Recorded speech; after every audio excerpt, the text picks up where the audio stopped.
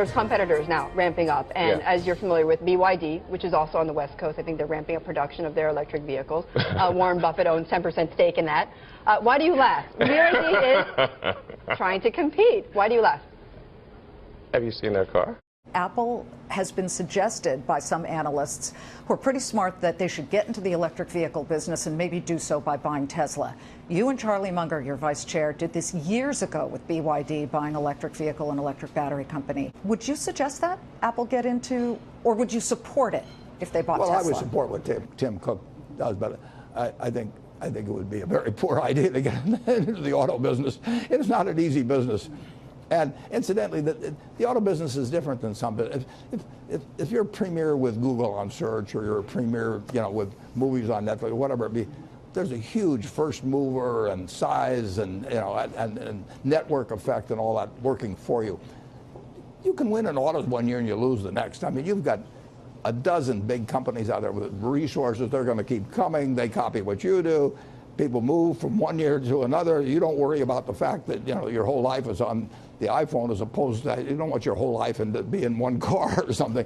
It does not give you a permanent advantage. Elon Musk, the CEO, got into a little trouble recently. If one of your CEOs did an Elon Musk type of tweet, I'm going private. Of course, they wouldn't go private, but they revealed something they shouldn't have. How would you have handled that? Well, I think what you do, if you misspeak, and I can do it with you or somebody. I mean, if you misspeak, you correct it immediately. And if you've got a stock that's trading like crazy, you come on 3 minutes later and don't say, I misspoke when I said lending secured. I meant to say, I really think I can get funding. I mean, or something. Elon Musk this week on his Tesla earnings call said the following, quote, "I think moats are lame." I'm just wondering why that isn't a moat, because, as a long-term investor, I feel like the charging infrastructure you guys have built would take years and millions of dollars for another brand to replicate.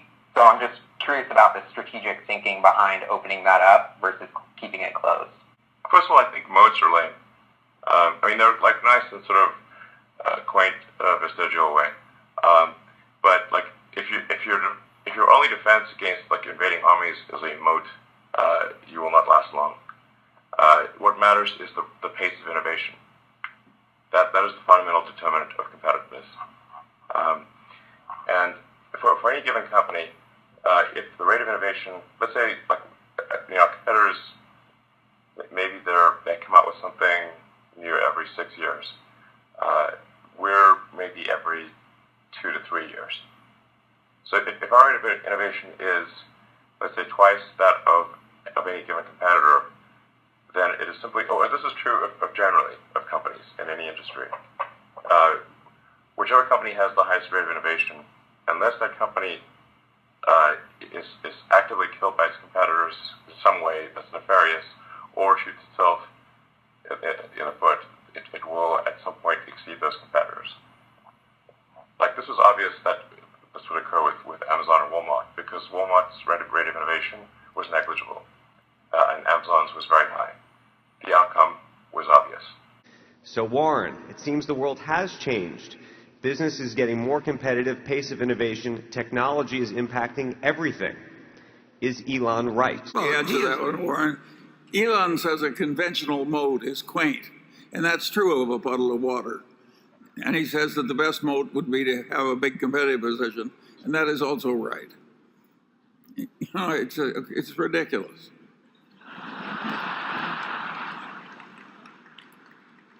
Warren does not intend to build an actual moat.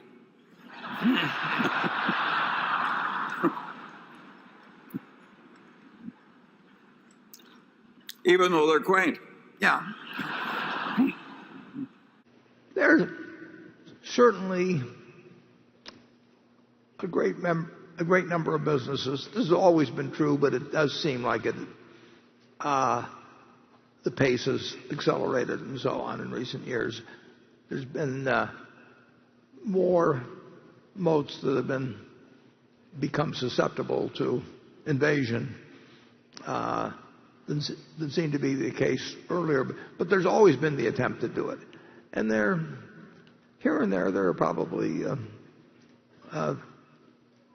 places where the moat is as strong as ever. But certainly you can work it certainly should be working at improving your own moat and defending your own moat all the time. And Elon may turn things upside down in some areas. I don't think he'd want to take us on in candy, but and we've got some other businesses that wouldn't be so easy to. You can look at something like Granimals out there in the other room, and that it won't be technology that takes away the business and Granimals. It may be something else that catches the young kid's fantasy or something. But there are some pretty good moats around. Being the low-cost producer, for example, is a terribly important moat. And something like Geico,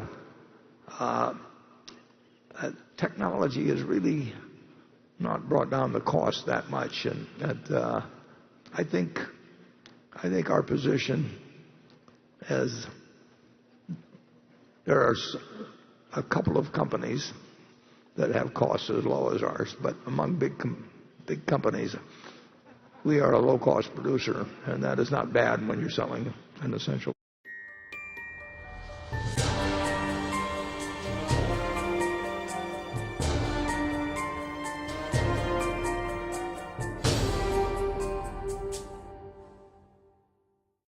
Have you considered overnight Elon Musk getting into the candy business as he suggested he might do on Twitter? I didn't hear that. It sounds like wiseassery. I can't criticize anybody else for wiseassery. Speaking of electric vehicles, what do you think about Tesla? Is that company going to become a major player? Well, it's already created more significance than anybody would have predicted. And its founder is bold and brilliant and swings for the fences. And of course, people like that get some remarkable results, and sometimes they get some quick failure. And I haven't the faintest idea how Elon Musk is going to turn out, but I think he's got a considerable chance of success and a considerable chance of failure. He seems to like it that way. If you look at the leading candy bars, for example, for the last 50 years, I think you'll find Snickers on top, and then you got M&Ms. You got two types, so they don't combine the peanuts with the other ones. But I think they're number 2 and 4, and Hershey's in there number 3 or something of the sort. Yeah, I can't take them on. I don't think Elon should take them on. They have moats. When you go into a drugstore, 7-Eleven or something, and you say, I would like a Snickers bar, and the owner says, oh, I've got something, the Musk bar, at 10 cents off the Snickers bar, you say, give me the Snickers. And if he doesn't give you the Snickers, you go across the street and buy the Snickers. The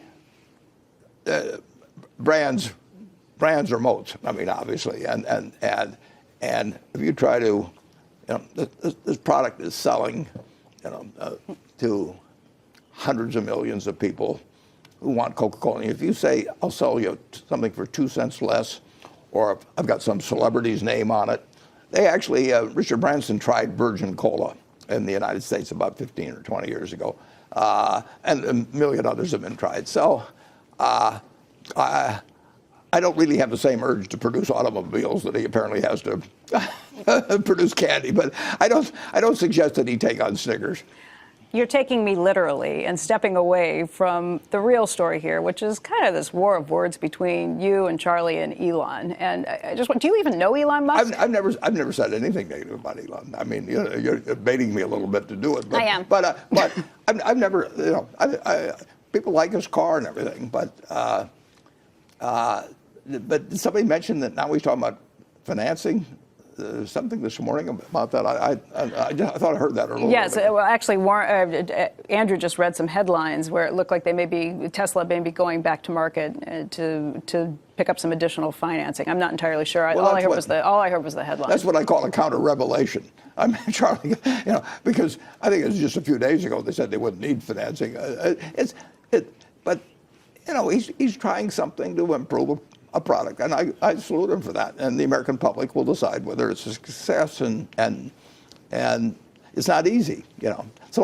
It's probably easier to develop a new car than to compete with Snickers.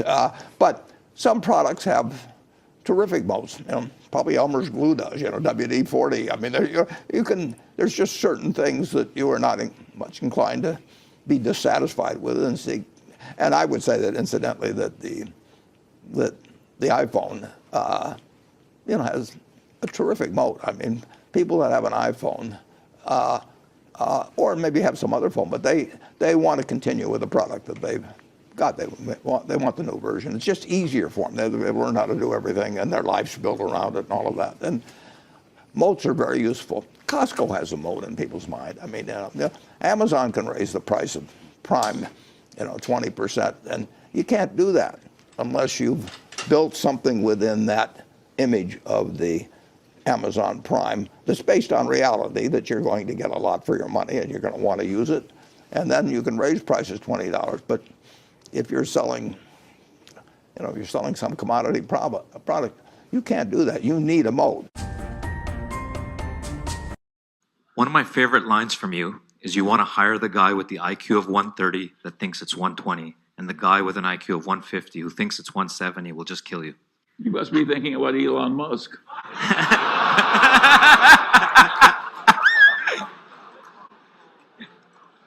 Of course I want the guy who understands his limitations instead of the guy who doesn't. On the other hand, I've learned something terribly important in life. I learned that from Howard Amundsen. You know what he used to say? Never underestimate the man who overestimates himself. These weird guys who overestimate themselves occasionally knock it right out of the park. And that is a very unhappy part of modern life. But I've learned to adjust to it. I have no alternative. It happens all the time. But I don't want my personal life to be a bunch of guys who are living in a state of delusion, who happen occasionally to win big. I want the prudent person.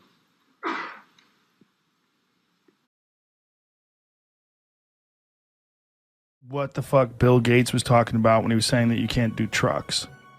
Yeah, I didn't know what you're talking about. Why did he say that then? Probably somebody told him that, and you know he just repeated it. He's just not that close to the physics of it. Because I don't think he's ill-intentioned here. He just doesn't know what he's talking about. But why say it then? I mean, you think about a guy who's so involved in technology, you would think you would only talk about things you understand. I don't know. It's weird. I also heard that at one point he had a big short position against Tesla, which was kind of, I don't know if that's true or not, but it seems weird. People I know who know the situation well, they said, "Are you sure?" They said, "Yeah, he had a big short position against Tesla," which obviously didn't work out too well. But anyway, I think he's generally got good intentions here. I think he's probably just not. I don't hate Bill Gates, to be clear. I think he just probably doesn't know the science. Yeah, I just thought it was odd because I knew that you guys were developing a semi. But we have prototypes that actually drive. That actually drive. Like we've used them to transport cars and stuff. It's not like it's not like a unicorn. Like it was like Pegasus or something. I was like, what are you talking about? We literally have prototypes that work. Elon Musk was recently on Joe Rogan's podcast and speculated that Bill Gates was shorting Tesla stock. So I asked Bill Gates to set the record straight. I think what Elon's done with Tesla is fantastic. It's probably the biggest single contribution to showing us that electric cars are part of how we solve climate change. Now he's got a carbon removal challenge. So we need more Elon Musks. We need one for steel and cement and all the different categories. So you're not short Tesla stock, just so we're clear. Yeah, I'm not. I don't talk about my investments, but I think he should be very proud of what he's done. When you take Warren Buffett, for example, and to be totally frank, I'm not his biggest fan, but he does a lot of capital allocation, and he reads a lot of sort of annual reports of companies and all the accounting, and it's pretty boring, really. And he's trying to figure out does Coke or Pepsi deserve more capital? It's kind of a boring job if you ask me. But, it's still a thing that's important to figure out, like which is a company deserving of more or less capital? Should that company grow or expand? Is it making products and services that are better than others or worse? And, should if a company is making compelling products and services, it should get more capital, and if it's not, it should get less. In the United States especially, there's an overallocation of talent in finance and law. Basically, too many smart people go into finance and law. So, this is both a compliment and a criticism. We should have, I think, fewer people doing law and fewer people doing finance and more people making stuff. Yeah. Yeah. Well, that would certainly be better for all involved if they made better stuff. Yeah, absolutely. Yeah. And, manufacturing used to be highly valued in the United States, and these days it's not. It's often looked down upon, which I think is wrong. Somebody's got to do the real work. Yeah. Like making a car, it's an honest day's living, that's for sure. Or making anything really, or providing a valuable service. Cars is the quote-unquote easy part of the green economy. Is that to say, Bill, that there isn't perhaps as much value to companies like Tesla or Nikola as the stock market suggests? No, well, the fact that Elon Musk and others did a great electric car is a huge contribution to the climate change effort. That he did it with quality. It's still a little premium priced, but fine. He's got that initial market, and that market's going to grow, and all the other car companies, seeing his success, will come in. The question of, what's the profit per car and, what's the market share of Tesla, that's for stock people. That's not a climate change issue at all.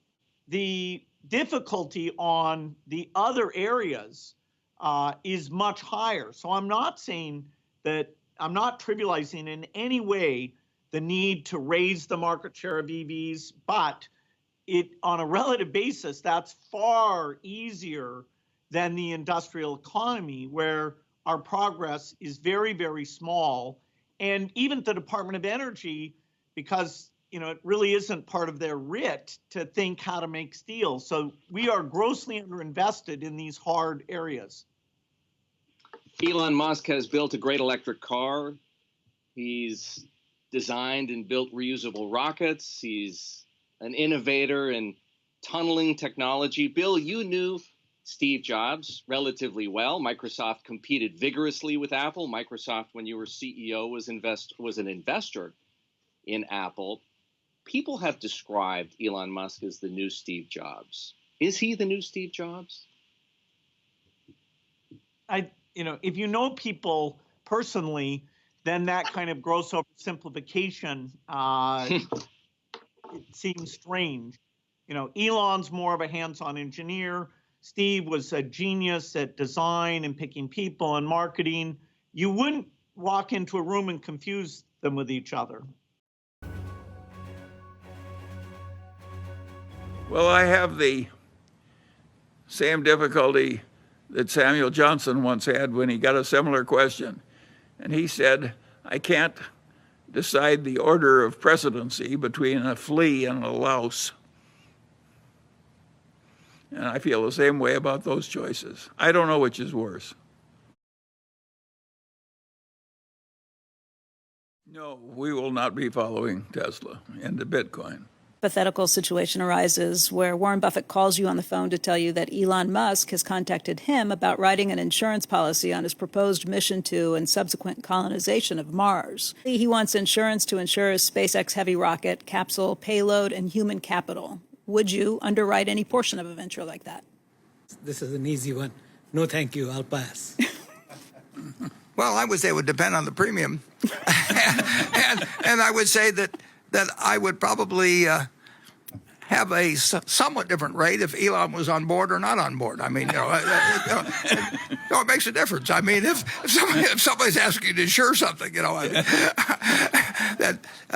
so I would. That's called getting skin in the game, and